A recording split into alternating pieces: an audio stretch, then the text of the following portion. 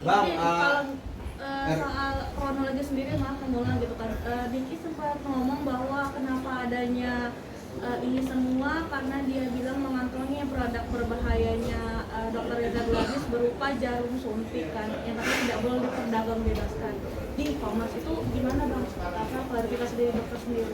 Baik, jadi sebenarnya itu sudah masuk dalam materi pokok perkara ya, tapi sedikit saya sampaikan.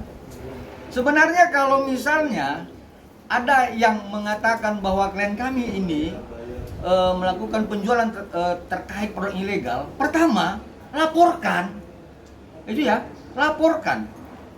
Jadi jangan berbicara masalah dia review, kemudian melakukan pengancaman-pengancaman. Ini kan niat dari awal sudah jelas, terstruktur. Ya, dia katakan ada produk yang ilegal, kemudian dia tidak laporkan, tetapi dia lakukan review. Nah ini kan terstruktur nih, ada niatnya dari awal nih. Ya, yang kedua, saya sampaikan dengan tegas bahwa klien kami tidak pernah ya menjual produk seperti yang disampaikan oleh tersangka dan kawan-kawannya. Ya, tapi kalaupun memang dia sudah menjual produk itu, ingat ya, yang perlu saya sampaikan, saya senggol sedikit ya materi pokok perkaranya. Produk itu dibeli, perlakuannya itu di klinik.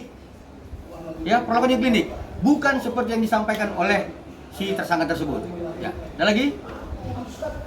Bang, Tapi dari dokter Reza sendiri ya, secara pribadi benar-benar ingin malam ini kedua orang itu ditangkap apa gimana? Oh ya jelas, jadi kan dari awal sudah saya sampaikan bahwa klien kami ini paham hukum acara.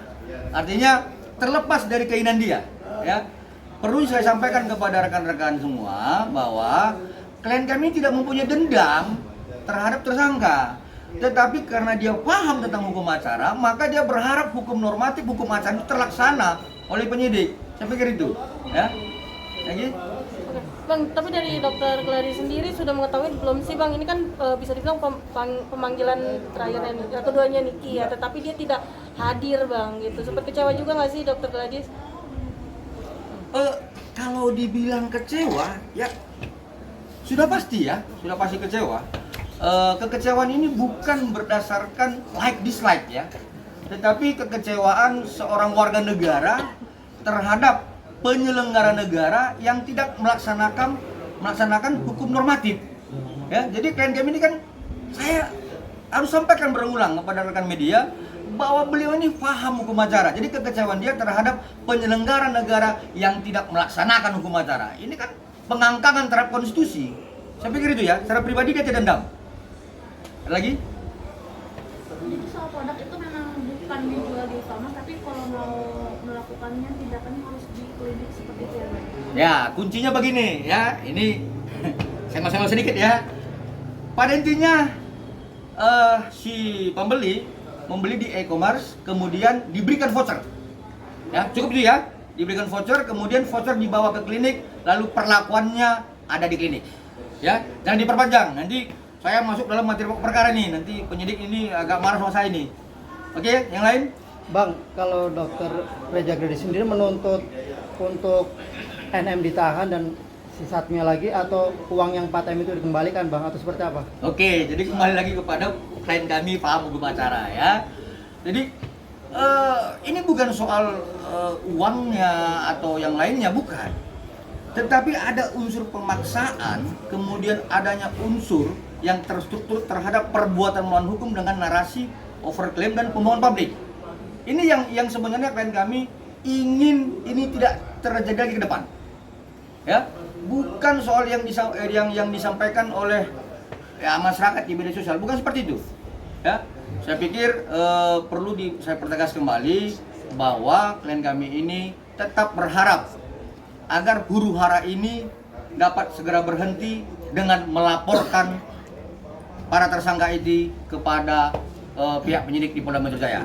Saya pikir itu. Oke bang, Berarti RG sendiri nggak mengharapkan uangnya kembali bang ya? Udah kata-katain kayak gitu. Kalau saya pribadi ya saya perlu dong kan. Tetapi kalau klien kami ini kan tetap mengacu kepada hukum acara.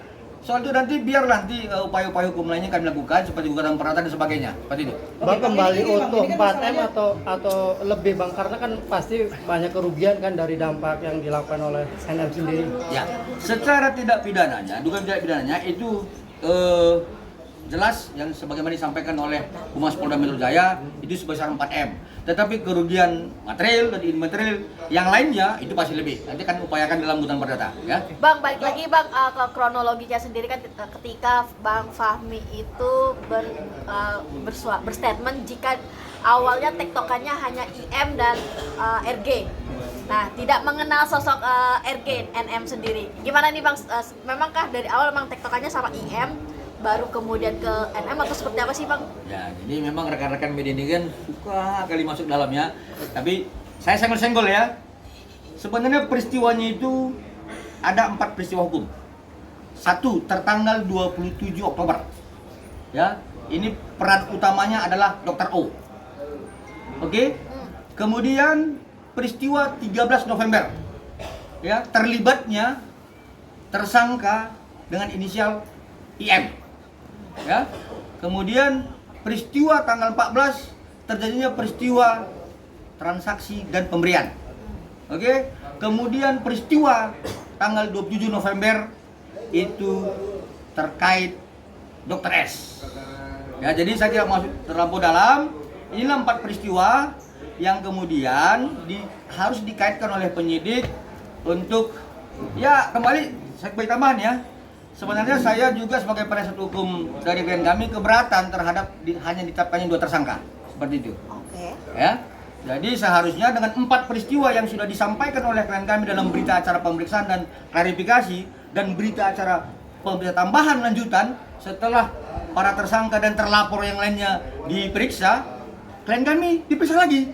Ya, ya saat itu saya juga curiga ini ada apa gitu. Tetapi klien kami menyampaikan dengan peristiwa yang sebenarnya dan kami beranggapan ya harus tidak boleh 2 tersangka di situ karena ada 4 peristiwa yang terjadi. Demikian ya. Oke, Bang, berarti ini sekali lagi bukan dalam waktu yang cukup singkat ya Bang? Dimulai dari November berarti ya? Oktober, Sorry, 7 ya, Oktober. Dimulai dari Oktober sampai November, 13 November. November, Desember, Januari, Februari, 5 bulan, 4 bulan ya Bang? Kalau laporannya kan 3 Desember nih, 2004. 3 Desember. Kan karena kan banyak begini, banyak bilang kok giliran yang ini cepet banget sih naiknya statusnya segala macam gitu kan. Oke. Nah, kalau sesuai dengan ketentuan hukum, langkahnya seperti apa? Memang atau memang cukup 2 alat bukti atau segala macam itu? seperti apa? Oke, baik. Jadi saya sampaikan kepada rekan-rekan media, banyak memang laporan masyarakat ya, lapor dugaan pidana ini prosesnya lambat. Ya, banyak seperti itu. Tapi ya saya harus sampaikan bahwa mungkin alat bukti dan barang bukti yang disampaikan oleh pelapor itu sifatnya kabur, ya, obskaliber ya. Tetapi klien kami ini menyampaikan barang buktinya sebagaimana pasal 39 KUHP itu dengan terang benderang.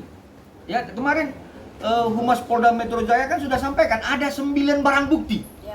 Ya, hasil tangkapan layar percakapan ya, kemudian hasil rekaman dan sebagainya.